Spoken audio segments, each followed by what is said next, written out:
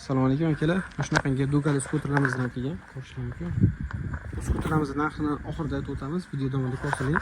Xudo xolasa. Akalar, bu skuterimizni old tomondan ko'rishingiz mumkin. Farali fonli diodli qilgan va metlari aylanasiga Ducati bo'lgan. Tormozlar hammasi orqa oldida chetkisli bo'ladi. Orqa tomonlarigacha даже Ducati bo'lgan. Bu yerda o'zini qo'shimcha pomdonchiklari ham bo'ladi. Va bu yerda cho'ntalar qilib ketilgan USB joylari ham bor mana. Telefon zaryad qilish uchun. Va buni ichida o'zini Bluetooth kolonkalari ham bo'ladi. Bitta kontrol sistemani ko'rishingiz mumkin. Tangli birja qilingan knopkalar va bitta powerchiklari, signallari, orqaga miramiz ko'taramiz. Parkovka rejimlarigacha bu yerda skorslarni ko'rishingiz mumkin. Birinchi, ikkinchi, uchinchi skorslar bo'ladi. Farani qo'shirish va qolganini ko'rsatib bo'ladi. Xudo xolasa. Akalar, bu skuterimiz tezligi 50-60 km/s tezlikda harakatlanadi. Ichida 620 akkumulyator bor. Yurish masofasi bir 50-60 km atrofida yurib beradi. Ya'ni birinchi sekund yurgan paytda shunaqa yurib beradi. Endi bu sizlar yurishligiga bog'liq. Orqa tomondan ko'rsatib o'tamiz.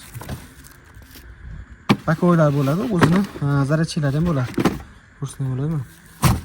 Va bu skuterimizning eng asosiy nimalaridan orqa bagajning ichida o'zini qo'shimcha kaskalari ham bo'ladi.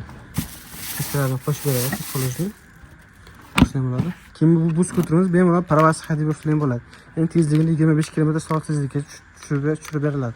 Akalar, bu skuterimiz naqd yoki nasiyaga olsalar bo'ladi. Uzunnasi yoki opinasi orqali beriladi. 6 oydan 1 yilgacha olsalar ham bo'ladi. Bu skuterimizni narxi keladigan bo'lsa 600 dollarga qilib beramiz. Xudo xolasa undan ham sal tushirib beramiz. Ya'ni bu skuterimizni optimum yo'ldan kreditlar bo'lsa sal arzonroq qilib beramiz. Pastda nomerlar qoldiramiz. O'sha nomerga telefon qilaverasizlar, operatorlarimiz xudo xolasa javob berishadi.